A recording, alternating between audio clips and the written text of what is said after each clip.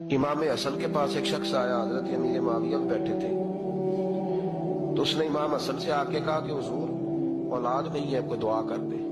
تو جو ہے میری بات پر، اب بھی لوگ پیروں کے پاس آتے ہیں نا، ماشاءاللہ سے اللہ خیر فرمائے، تو پیر صاحب اگر وظیفہ بتائیں تو وظیفہ چونکہ پڑھنا پڑتا ہے وہ کام مشکل ہے۔ حضرت امام حسن سے آ کے وظیفہ پوچھا، اس شخص نے کہا حضور اولاد کوئی نہیں، تو وظیفہ بتائیں، تو آپ نے فرمایا استغفار پڑھا کر۔ کیا کر؟ اس نے کہا ٹھیک ہے۔ تو حضور پھر میں دوبارہ کعبہ ہوں، تو امام حسن کہنے لگے بے اولاد ہے نا تو، استغفار کا وظیفہ بتایا نا؟ کہا ہاں۔ فرمانے لگے اب اس وقت آنا جب اللہ تجھے 10 بیٹے عطا کرے گا۔ کتنے؟ 2 4 نہیں، 10 ہی کہہ دیے۔ تو حضرت امیر معاویہ رضی اللہ عنہ دیکھا، کہنے لگے حسن اتنا بڑا دعویٰ؟ آپ فرمانے لگے میں نے کہہ دیا نا، تو اللہ فضل کرے گا۔ ہاں ہاں اللہ خیر کرے گا، خیر ہو جائے گی۔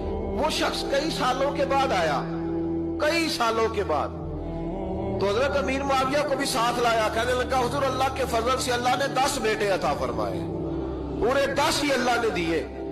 تو حضرت امیر معاویہ کہنے لگے جناب بات تو آپ کی سچی ہو گئی، پر مجھے بھی بتائیے وظیفہ کہاں سے لیا؟ فرمانے لگے قرآن پاک سے، سورہ نوح کی 10 11 12 آیت پڑھو۔ اللہ فرماتے ہیں تم استغفار پڑھو